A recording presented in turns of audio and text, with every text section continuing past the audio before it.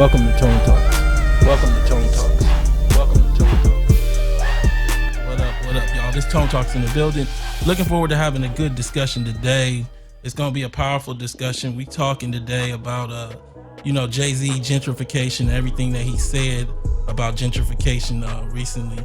Some of the stuff he said, I got major issues with because it didn't make a lot of sense. But I want to break down that in context of Nipsey Hussle and everything that we saw in the recent weeks as far as giving context to Nipsey Hussle and what he was trying to do. I also want to break it down in context of black wealth. I think for a lot of us, what we do is we just believe in fantastical ideas of black wealth versus the reality of what we know.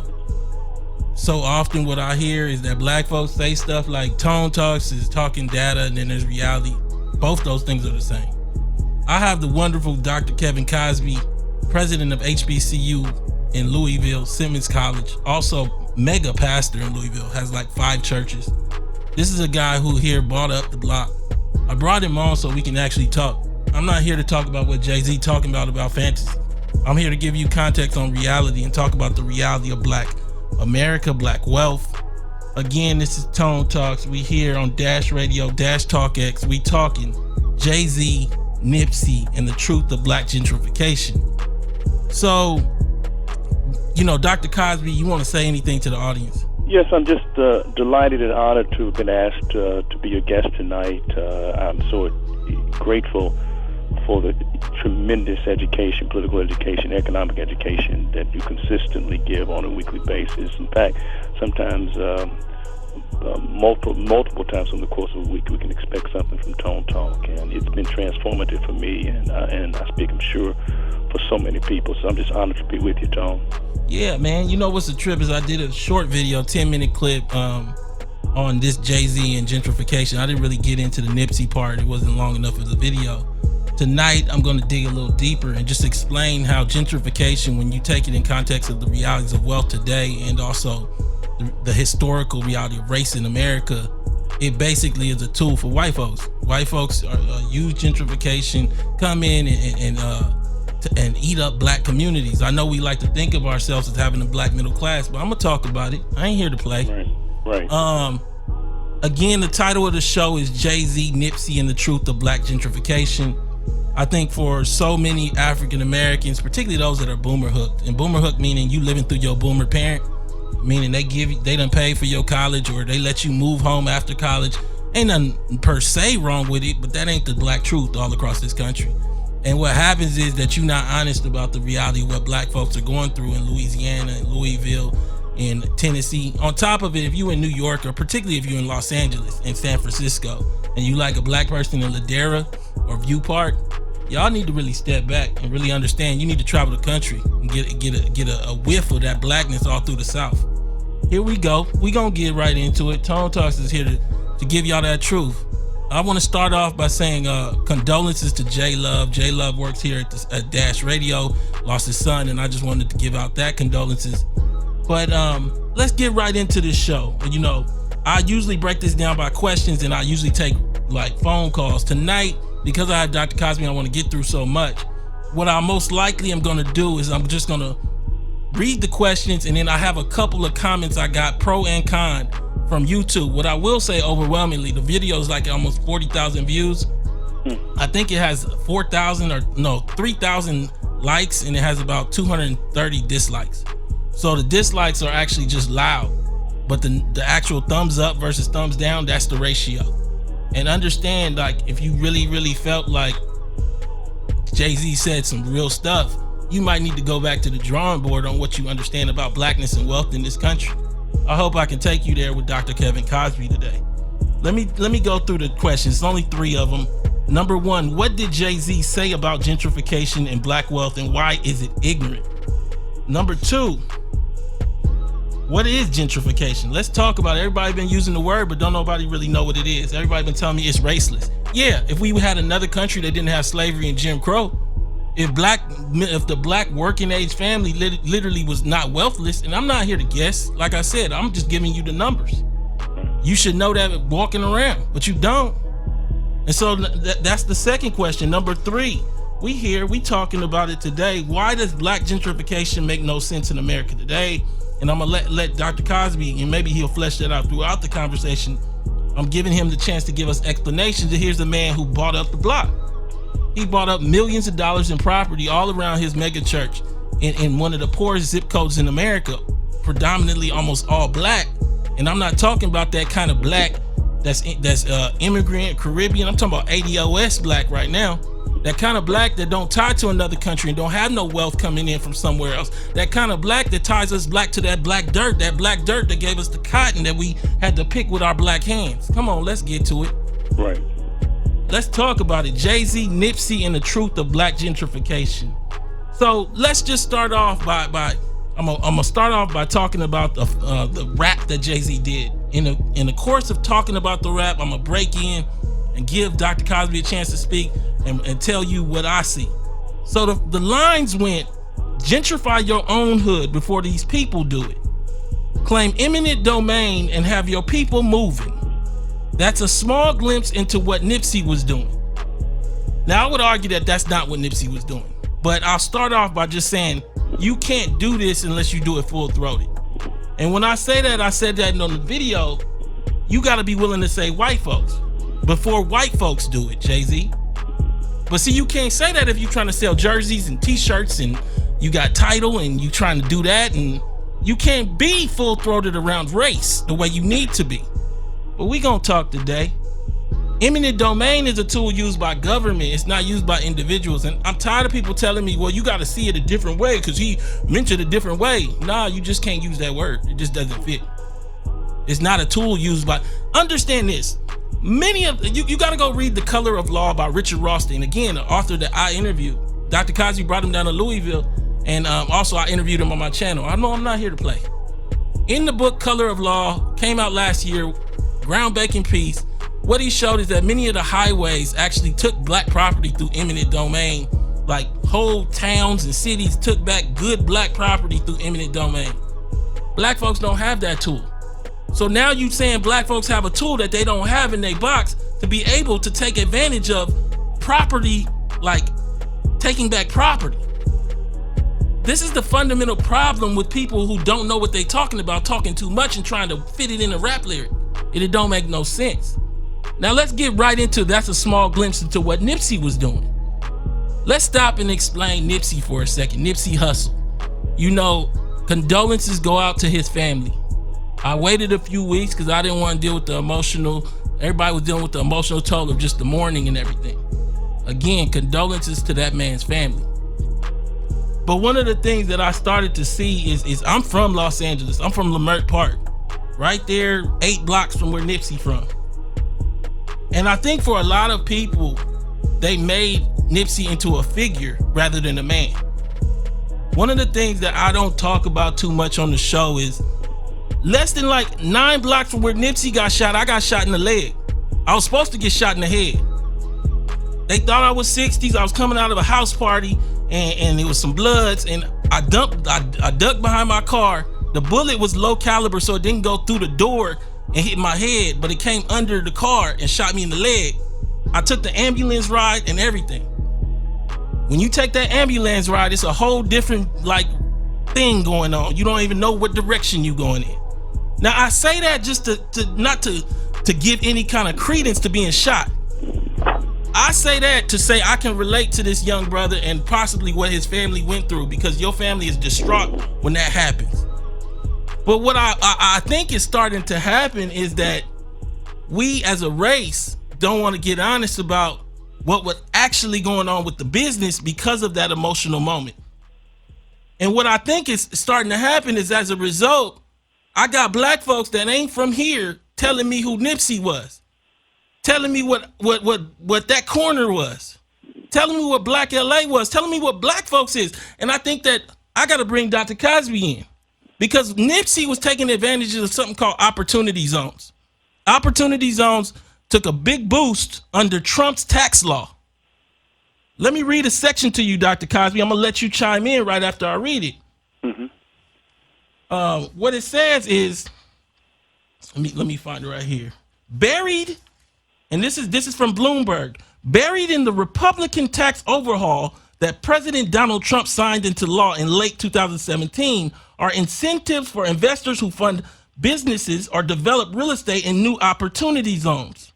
What's an opportunity zone? It's a U.S. census tract that meets the law's criteria for high poverty or low incomes. And so what we start to see when we look at this thing, there was an article, I believe, in Forbes where they kind of detailed how the opportunity zone allowed Nipsey and this secondary investor, because everybody thinks that Nipsey kind of went in with a duffel bag. I don't know, him and his brother, and none of that happened. We don't know how that was financed. We just know opportunity zones played a role. Building was the little L shape was $2.5 million. Understand, and I want you to hear this description, Dr. Cosby, because what they describe that little L that Black America has made into gentrifying the whole LA. Understand what we're talking about? One of the richest community cities in the world. The tattered stretch of West Slauson Avenue, just off of, again, the tattered stretch of West Slauson Avenue, just off Crenshaw Boulevard in LA, isn't the first place you expect to see a Cadillac Escalade roll up and deliver a Grammy-nominated musician. At the tiny, so we just used the word tattered, at the tiny strip mall on the south side of the street, storefronts include an off-brand taco joint, a Boost Mobile, and we'll get into what Boost Mobile represents, an accountant's office advertising same-day tax refunds, the ones that I described as exploitive. This is what the L shape was leasing. So we got this little building, and we made this into gentrification. Dr. Cosby, speak on it for me. Well, I think, Tone, that the mistake that people make is that they don't realize that gentrification is designed to alter a place, but it's not designed to alter the people who occupy the place.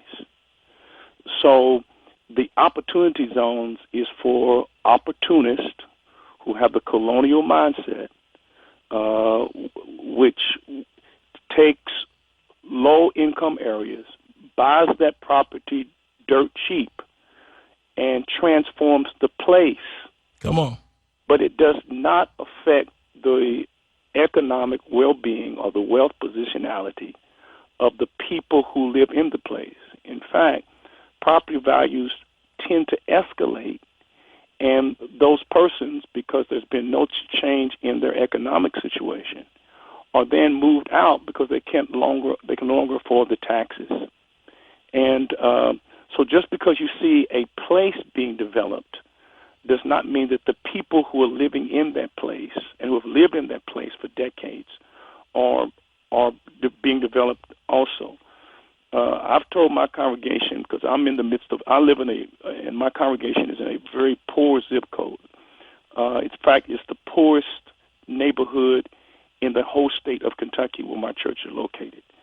The poorest area in Kentucky, they say, is Appalachia. There's a county in Appalachia called Owsley County, and the median income or the wealth is about $30,000 median wealth in Owsley County, Appalachia.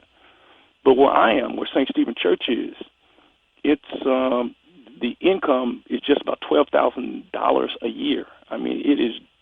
Say that again. Wait. So the income is $12,000 a year. You know, we're gonna get into that community and what happened when you bought millions of dollars. You did what Jay-Z said. You bought all the property. And we're going to get into whether the businesses came. But what I will say is that if people are worth nothing in terms of wealth, and the businesses they have zero wealth, and they're only making $12,000 a year, a representation of Black America all throughout the South, from Texas to Louisiana to Alabama to Mississippi.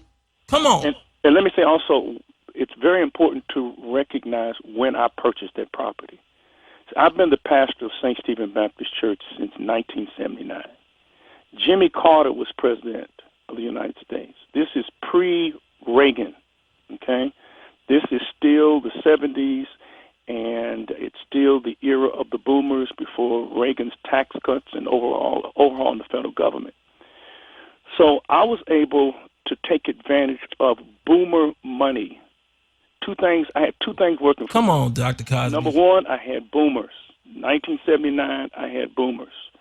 And then secondly, I was in a community in which the probably the way things functioned in those days was people were trying to leave out of urban areas. So therefore, since urban areas were experiencing white flight and black professional flight, the property around me was dirt cheap because no one wanted it. So let me say something, Dr. Cosby, that's crazy about being black in America.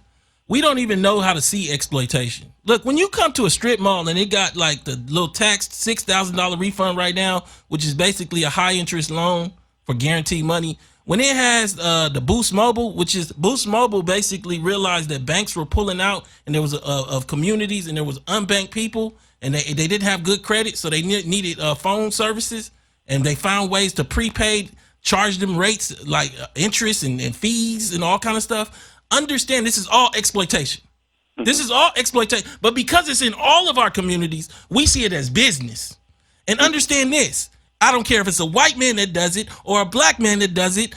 It's still exploitation. It's exploitation. And this is what happens, though. We think that that's somehow a doorway. See, when we think about the Nation of Islam and we think about what they was moving in the 60s, they had like real fish markets and real like fruit places, and it was a different era, but they was also doing real kind of model gentrification. But also that's an era where black people have working middle class because America had made a choice. Again, I'm gonna show this chart on the final version. Black America in the 30s had the same amount of wealth with the top 0.1 and the bottom 90%. The whole bottom 90% of the country had the same amount of wealth as the top 0.1. That's extreme wealth inequality. Since the 30s, you saw this advent of new opportunity for a creation of a middle class, primarily white, but some black. Mm-hmm. And what happened is it peaked in 1980. At that point, the bottom 90 is taking home 40% of the wealth. The bottom 90 is taking home 40% of the wealth, and the top 0.1 is only taking home 7%. It's peaking at 1980. When Reagan comes in, he comes in with trickle down and everything else. We covered this in my documentary, Freeway Cracking the System. By the time we get to now, today, your life, mm-hmm. not your parents' life. Stop telling me stuff if you hook to a boomer again. What you see is that the bottom 90 and the top 0.1 have the same amount of wealth again. See, what I hear is a lot of dreams, and what I don't hear is a lot of wealth. Because right. There isn't wealth amongst black America, because we're not just in the bottom 90, we're in the bottom half of the bottom 90. Understand this. Sometimes you got to do lessons, because you got to realize we got all new people here, Dr. Cosby. I mean, not all new, but we got a chunk because they coming in for the Jay-Z Nipsey story.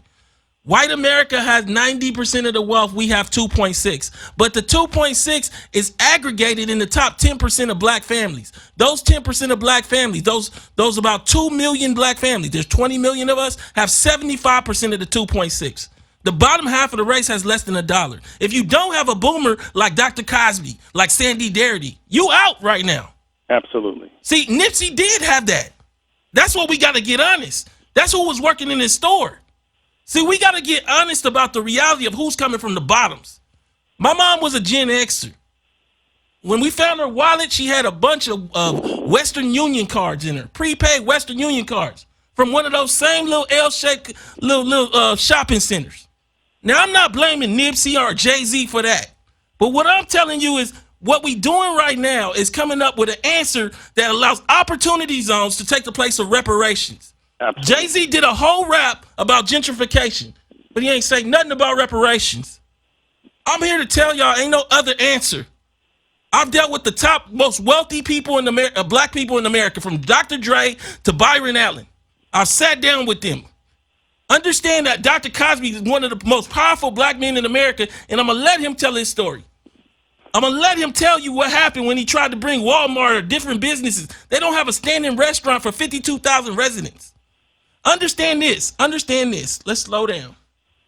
What I think is starting to happen is that black folks are starting to feed themselves fantasy, and their stomachs is still grumbling. You can't eat no fantasy. Dr. Cosby, how many restaurants is in the Louisville place where you're at, and explain why we don't have no restaurants there? Well, Louisville is one of the most segregated cities in America, and the black community, the predominant black community, urban community, is about 62,000 people. and there is only one sit-down restaurant in the entire area, and that is the restaurant that is at the church I'm at. St. Stephen's created a restaurant. There's only one black urban grocery store, and it's right there in the church. And there's nothing there. It's not a Walmart. In fact, they were attempting to build a major insurance building, was going to move around the corner from me, and they stopped construction. I mean, this is a multi-million-dollar construction, and the steel is out of the ground, and it's just been dormant there for months. And I don't know if they will ever begin to build the facility. So it's just a poor, destitute community. And like I said, we were able to acquire all of our land and build most of our buildings. That was during the era in which we had a strong congregation of boomers who had available money. The dilemma and challenge for us today, as well as all institutions in the black community, is sustainability. We're not able to sustain these institutions, and all around us, you find black institutions that used to be in our community that are closing. There are basically five, as I've always said, five institutions in the black community, and they are the black family, black church, black businesses, black media, and black schools. All of these institutions are declining precipitously, and that's because the boomers are being replaced, of course, by Gen Xers and millennials, and they just don't have the money. Take it from somebody who has been in this thing for 40 years. But Jay-Z said we can buy the block up. See, this is some old shifty stuff. Let me say this. Again, condolences to Nipsey. Shout out to L.A. You know, I can feel for what he went through. I didn't get shot in the head, you know, luckily. But I definitely rode that ambulance, and I know it's just crazy. And I just say to his family, I wish y'all the best. But at the same time, it's time to get real. One of the things that I think is horribly unfair to ADOS is to compare us to anybody that is from any part of Africa in 1 or 2 generations. We come from slavery. My mama from Mississippi, Brooksville. My daddy from Alabama. How are you telling me to like that I should do what Nipsey did? Now I know half of him, I guess, is ADOS. That's what I'm hearing. But at the end of the day, there was advantages built in from him coming from North Africa. Family members that could work in his store, from what I understand. All kind of like privileges. Now shout out to whatever them privileges are and how that allowed him to connect and do the opportunity zone. Let me read this little thing. In January, Hustle and real estate investor David Gross bought an L-shaped shopping center off Slauson Avenue, the one that houses Master Burger and Hustle store, for $2.5 million, according to property records. So this wasn't just him and his brother. There was a third dude, and that dude is the real estate dude. So we don't really know the vision y'all have about him just buying the building with a duffel bag. Understand this, and I don't say this to big up no Freeway Rick, but I did a documentary with him, and as a result, I really had to be around him for some years. I haven't talked to him as much recently. But this is a dude who was moving weight. Like I'm talking $2-3 million in gross in the 80s for years. He bought a building with $1 bills, and he told me about it. He wasn't boasting with $1 bills because he didn't want to count it in a duffel bag. I believe that's how people visualize like Nipsey. And that's what grounds their own sense of self-value, is somebody black is out there doing that. All that got to come down if it didn't happen. I don't play. These numbers I'm telling you are not my numbers. They come from the Federal Reserve. I don't know how black homes have not been taught these numbers throughout their upbringing, but I'm here to change all of that. And I have, period. And I'm telling you right now, when we start looking at the data, what we understand is if we break families down into ultra elite, good, average, and we look at the numbers, 6 million for ultra elite, 6 million. What we start to understand is that white folks have 1.5 million families above that 6 million number. Black folks may have a few thousand, 6 million or above. Understand that when we look at a million too, as the elite, not the ultra elite, the elite. What we know is that 15% of white folks is above that, like 13 million families. Black folks may have 340,000 families above that 1.2 million too. That's gross. That's not even liquid. So your grandmama that's in LA that got a building and an apartment that her husband left her and has $80,000 in the bank is in that 300,000. This is largely a wealthless group. Let's bring it on down to the good level, 500,000. We know by the numbers from Credit Suisse, from Citibank, I'm not here to play. We know that only 5% of black families are worth more than 350,000 hard. 5%. You do the math. That's a few 100,000 that are above 500,000. What are we talking about? We talking like this didn't happen, like slavery didn't happen, like Jim Crow didn't happen, like they can sell us on opportunity zones instead of a black agenda. Dr. Cosby, tell us about how opportunity zones are a hustle. Well, it's a hustle. Let me say this, and let me just dispel something once and for all, and that is that there are those who are saying, well, let's build black institutions, and if we have our independent institutions and we turn dollars over in our community with our institutions, that's going to lift our community. Let me establish something once and for all. If you want to understand the role that black institutions play in the black community, think about the Titanic. When the Titanic went down, there was a fraction of the people who survived, but they survived in lifeboats. They were lifeboats. They were not ocean vessels. They were lifeboats. It took an ocean vessel, the California, to come and save those people who were in lifeboats, because lifeboats do not have the capacity to take you from that frigid ocean to New York. You need an ocean liner to do that. Black institutions are lifeboats in which black people are just surviving, but they cannot survive indefinitely in these lifeboats. What is needed is ocean liners, and the ocean liner that's going to take us to where we need to be is reparations. And anyone who tells you that black institutions, I don't care what it is what's going to get us there, well, that's Fantasia. First of all, it cannot do it, number one, because you cannot sustain them. I've been able to sustain our institution because I've had boomer money.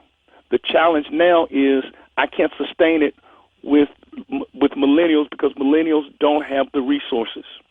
And that's because of the same tax policy that created the opportunity zone. Absolutely so. See, so they cut off a little piece that Nipsey able to take advantage of, but in essence, they destroy your life with the tax policy. And it started before that with Obama. So let's talk about Jay-Z, who also played a major role in Obama becoming normalized for a whole group of black folks. You know, he gave us that 2012 video, that election video, where he spoke to like respectability. Everybody got mad let me not say everybody. A selection of people felt offended when I said Jay-Z doesn't have a high school diploma. Understand, this is the same man. This isn't just a normal rapper. This is a respectability rapper. He's went from button up your shirt to I have a bunch of passport stamps that are more than you, that I have more money than you. And what I'm saying to you is at the end of the day, what you don't have is the high school diploma. And as a result, the proficiency that comes from a basic high school education shows up when you don't understand words. And for me, that's a problem, because what I see him doing, and this is where him and Nipsey part ways in a substantial way to me, is smear himself with Nipsey. What do I mean? Jay-Z has been one of the most white-loving people, like business people in hip-hop. You go all the way back to Dame Dash. Let's go all the way back. Dame and them own Pro-Kids. And what Dame was saying is we got Pro-Kids. Jay-Z wanted to do the deal with Sean Carter with the S. Carters with Reebok. If you believe in this black self-ownership, why didn't you just do it then? Let's move all the way forward. Title. While Nipsey has this vector thing trying to help black people with STEM, you got Jay-Z who bought this Norway company and took the picture, and they don't have no black employees.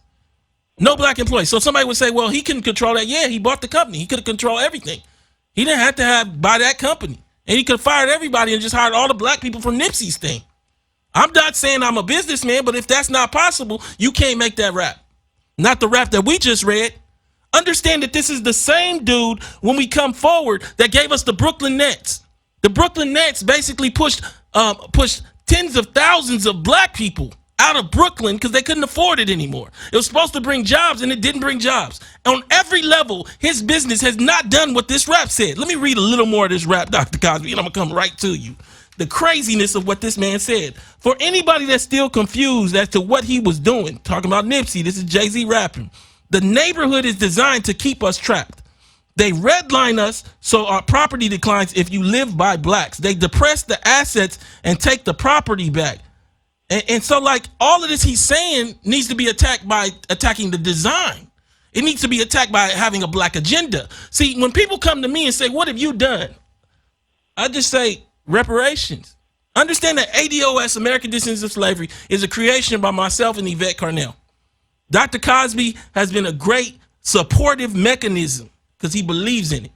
But not for 100 years, and possibly even further than that in American history, have we had reparations represented on the presidential stage as a result of you, the listeners, but also Yvette, myself, doing shows like this where we challenge the boundaries. So when you ask me what I have done, all I do is say everything. Absolutely. Dr. Cosby, can you tell them about reparations? And you're one of the prime historians I've ever met on the topic of black history. You read so much. What do you think about what ADOS has done with reparations and what people say? Well, in my opinion, you don't know that you're making history while you're making history. It's only when a generation passes and a new generation emerges and they do some reflection. They say, you know what, that was a pivotal epic in black history. And I would suggest to you that we've only had two previous epochs like we're having now. And that was the end of slavery and then the civil rights movement. And I think that what you and Yvette are driving in terms of reparations and being, as Yvette says, narrowly focused on a black agenda is, I think, will go down in history as maybe the third wave and a significant movement towards making black people whole. There is no other option for black people except for reparations. The government has got to make right what it has wronged in black America. And it's the federal government that has to do it. And at this point, anyone who claims to be a spokesperson for black people, a leader for black people, and is not calling for repair and restorative justice is adversarial to black people. And it is diverting attention and energy away from that which is the only answer and solution for black America, the descendants of slaves, and that is reparations. One of the things that I tried to do, and let me actually say this first. Shout out to Kevin Cosby, Simmons College, St. Stephen's Church. One of the supportive mechanisms that have allowed ADOS to flourish. We're going to have the ADOS conference in Louisville, October 4th and 5th. We sold out 1,500 tickets. It's going to be fire. We got Marianne Williamson, who pushed for reparations on the slate already, and we're reaching out to none other than Cornel West. We're trying to get him. Understand this, that ADOS, American Descendants of Slavery, is pushing for a black agenda, reparations, and a realignment of our lineage so we understand who we are, why we're here, and why we're owed. We built this country. And I think for a lot of people, they're used to taking YouTubers and saying, you never done anything. Well, go to my channel and see who I interviewed. I gave you an interview with Byron Allen, one of the wealthiest, if not wealthiest black men in America, period, bar none. He was in the middle of that Tribune deal that just happened yesterday, or that is happening, where Disney is selling off some of the channels. He bought the Weather Channel. I talked to the man for hundreds of hours about this subject. Got him to give you a whole hour where a black billionaire is telling you that this is economic genocide. Come on, man. I interviewed Sandy Darity, brought him to the national stage with black folks, because black folks didn't know. And I wanted him to explain to you that the only thing that closes the racial wealth gap is reparations. Did a report with him that's on the Duke website and an article on Fortune magazine. I ain't get paid for none of that. That was hours and hours of time. Dr. Kevin Cosby, understand, despite Byron having all the wealth, I've never seen, and I've said this to Dr. Cosby, and I've seen Dre, I've seen Byron, I've never met a black man, and you don't know it till you go to Louisville, that it feel like old black men where they ran the town. This man right here that you speaking to right now, this ain't a regular mega pastor. When you come into Louisville, he's Mr. Louisville. And the reason why I brought him into this conversation is to explain what happens when you try to gentrify a neighborhood that has the median income of $12,000. It's the problem is you got to get those people out of your you got to get rid of black people to bring the businesses, because the black people don't have no money. They don't have no money because they were slaves and they would come from Jim Crow. Understand that. Understand that Dr. Cosby has constituents in his church that have to wash themselves on the side of the church because they don't have enough money to keep their water on. But Jay-Z said, well, all we got to do is buy the block up. Is it enough to buy the block up, Dr. Cosby? Absolutely not. Because, first of all, what JC should be talking about is how can we protect black people from gentrification. And that's what the rap song should be about. And the way you protect black people from gentrification is through government, giving black people the status that black people need, and that is a protected group who have been the victims of something horrific for 246 years of free labor plus another 100 plus years of exploitative labor. And so black people, what we should be talking about is government protecting black people. Let me tell you, to me, gentrification, if I use a biblical word, gentrification is like fornication. And that is somebody's getting screwed. And the person who's getting screwed is black America. Let me get right into that, Dr. Cosby. What is gentrification? You know, I got this paper from Jacqueline Huang of Stanford. Jacqueline Huang of Stanford, titled How Gentrification in American Cities Maintains Racial Inequality and Segregation. My research, this is what she says, my research with sociologist and SSN Scholar Robert Sampson examined these issues in a study of Chicago's neighborhoods. We define gentrification as the reinvestment and renewal of previously debilitated neighborhoods, urban neighborhoods, that occurs as middle and upper middle class residents move in. Let's talk about it. I gave you the data. Let me just say this thing first. The problem that black folks have is they've been playing. See, most people you talk to can't tell you that there aren't upper and middle class working age black folks no more.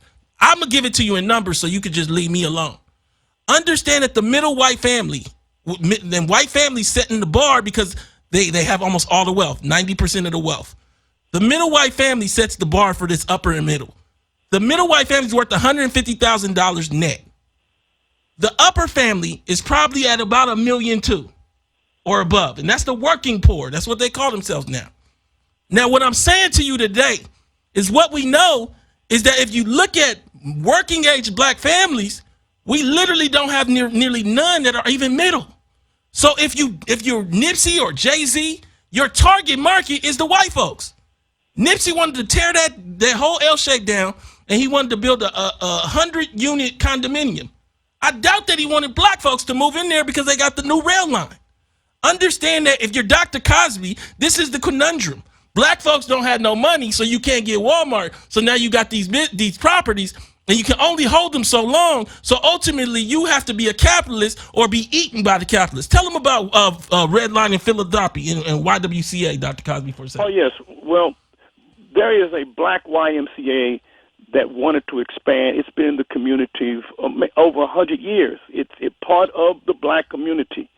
And all YMCAs are autonomous and self-governed. And so the Black YMCA had its own board of directors, and if you go to look at the Black YMCA, it reflects black wealth. It's an older building, crumbling walls. It doesn't have much like the white YMCAs. Well, white people have come to the black community. They are getting ready to open up a brand new YMCA. They actually redirected a street just to accommodate this $28 million YMCA, and it's all being driven by philanthropic dollars that black institutions, anchor institutions, were unable to get. Now the question is, well, how are you going to get members from a poor black community to pay for the membership of these people? Well, there goes philanthropy again. White philanthropy, and philanthropy is controlled by white people, is pouring millions of dollars into this white institution, and black institutions that have been anchor institutions serving the community for years are being starved out. We can't compete. I've got a family life center. I've got gymnasiums. When you come to Louisville, you'll see my gymnasiums. I've got employees, but I can't compete with white wealth and white philanthropy and white banks that is pouring dollars into white governed institutions, and they don't give to black institutions because this belief in white exceptionalism and that they are the savior of the black community and the black people don't have the capacity to do it. So the only way that black institutions are going to survive and black people are going to survive is that the federal government, we have got to push the federal government to do right by black people, as was being done in the 60s during the civil rights struggle, that was being done post-Civil War between 1867 and 1877 during the Reconstruction period. Without an agenda that gets the federal government into protecting black people, there is no survival. We cannot survive in the private sector. Come on, opportunity zones. That's what everybody. That's what we sell. We got a bunch of Nixon. That's that Nixon black capitalism foolishness that did not work. We talked about it in the report. What we get wrong about closing the racial wealth gap. Read the entrepreneurial section. Read it. It's free on the Duke website. We don't charge. Understand the rest of this. Another article I read covered a USC study on gentrification. A new USC study of census data shows that nationally, neighborhood ascent, a broad definition of gentrification, again called neighborhood ascent, is associated with racial or ethnic change. In a nutshell, the researchers conclude that gentrifying neighborhoods become more white, altering minority communities. When white neighborhoods experience socioeconomic ascent or gentrification, they retain whites. And when minority neighborhoods experience it, they become more white. This is the truth of it because they have all the wealth. Understand this, you can't change them having all the wealth without reparations in the black agenda. No opportunity zone, no anything else changes that. And so what we're at, the place we're at is we're in a space where black America is struggling. And we better get real with ourselves. And I say this because I'm looking at this thing, and fundamentally, in so many ways, black America is struggling with the identity of itself and what it's going through. I did this video on Jay-Z. Last I checked, it had 33,000 views, 2,800 likes, and 210 dislikes. That's it. But the 210 people talk a lot. See, y'all got a lot of people that talk a lot, talk this super capitalism, ain't never seen no wealth. I've been in these spaces, and I'm telling you right now, none of these spaces fix what Dr. Cosby is talking about. See, Jay-Z didn't appear out of nowhere and tell this black church and tell this black HBCU, here's $20 million so I can heal you, so I can make you competitive. When it was time for Jay-Z to do that, he was nowhere to be found. Listen, I am the president of an HBCU, okay? And I'm the pastor of a mega church. And I am experiencing in both of these institutions the limitations of black wealth. If you come to Louisville, you will see the YMCA, which is a white YMCA in a community that's 90% black, that will have swimming pools and all these other amenities that no black institution can compete with. Secondly, I am surrounded as an HBCU that's in the black community, president of an HBCU. Right across the street from Simmons College is a college named Spalding University. Spalding University purchased multiple acres directly across the street from where Simmons College is. We tried to purchase the property. We did not have the money. They purchased the property. In fact, once we moved back onto our campus, we lost our campus and got our campus back after 77 years. We got our campus back. And once we started getting our campus back, the white colleges around us felt threatened by us, and they began to buy up every piece of property they could around us. We didn't have the money to buy the property. So right across the street from us at Simmons College, when you come, you will see a major multi-million-dollar athletic complex going up right directly across the street from us. Y'all be there.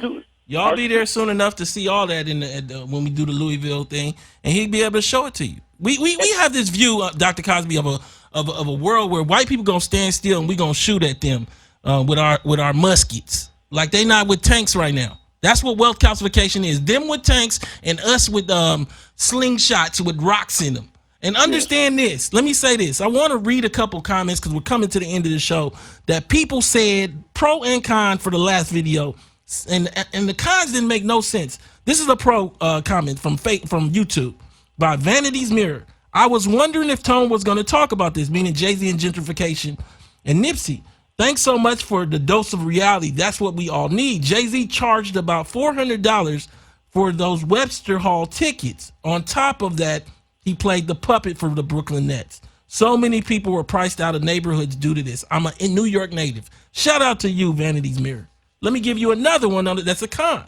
This is from YouTube. This is a person named S. Chocolat. I respect your stats and everything. Your stats. They're not my stats. They just the data of where you live. But I respect your stats and everything, but you're not posing solutions. Hold up. Again, myself, Yvette Carnell, and the people in this chat have brought reparations to a national discussion. That is the solution. You just want to do super capitalism. So I ain't going to give you that solution. Jay-Z is, this is the rest of the comments, black people are in control of destiny. And no matter how true what you're saying is, we have to take control of our destiny. Destiny costs money. And the reason I brought Dr. Cosby on the phone is because I wanted him to show how much destiny costs. And I'm telling you right now that this vision board living is why you living so hard. Taking control of your destiny is voting right, is demanding more of the CBC. We got people that are ADOS using cameras the way that we saw people use cameras after Rodney King was beaten. After the Trayvon Martin, where you started filming cops. We filming the CBC that way. Not in a violent way, not in an aggressive way, but we demanding, what are you doing for ADOS, American Descendants of Slavery? And also, what are you doing for blacks in general? What is your black agenda? We haven't seen that in decades, since the Civil Rights Movement. This is another one that came from somebody. Bro, your tactics are to muddy other people's movements to make yours make sense. Jay Morrison to Jay-Z. Understand that Jay Morrison is dealing with, I believe, investigation stuff. I told y'all that that didn't make sense, and it's not making sense. I'm just here to tell y'all the truth of what I see. If I see somebody like Dr. Cosby that's doing real business, that has an HBCU where he hasn't taken a salary, hold on, HBCU president hasn't taken a salary. Understand that all of his students graduate, not many students, but all of them graduate with no debt. This is a real story of black capitalism, but he's doing it by starving himself. Right. That's not business. That's not capitalism. That can't sustain itself. See, fundamentally, I just want to say, read one more. I think I have one more to read. No, we're just gonna keep going. One thing that I say is, Dr. Cosby, I think sometimes we got to take moments just to understand when we got a perfect chance to explain to black folks the truth about wealth in America. And this is one of those moments. Self-empowerment, bootstrapism, painted like it's black empowerment, will get us nowhere. These opportunity zones were created by Republicans. These opportunity zones were created for white capital to extract wealth and anything left of the scraps from black America. I'm telling you right now that these answers are no answers for a full black community. I'm saying to you, as we have Dr. Cosby, he bought up the block.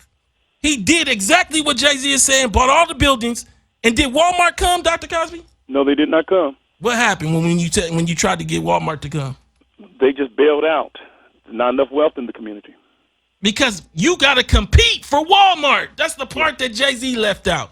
They don't have just Walmarts everywhere. They have Walmarts targeted at wealth. And you know who got all the wealth? The white folks. It's not about thinking white folks are better. It's just the data of numbers. When you go to the South, many of those black communities are largely wealthless. Even the ones where you got in Atlanta, where people living in these little houses that are worth $80,000, $115,000. When you cut it open, these families look like the outside of white families, but they don't have the inside, the wealth. They don't have $180,000 or $250,000 in net worth. Largely, they be having $12,000 in net worth, or they have nothing, or they're negative. But they got the outside. They look like a middle class family. See, in the 70s and the 80s, we had real black families because America had undergirded it with the New Deal and civil rights and affirmative action, where we had real black families that had real wealth. That's not today. And because that's not today, we don't know what we're looking at.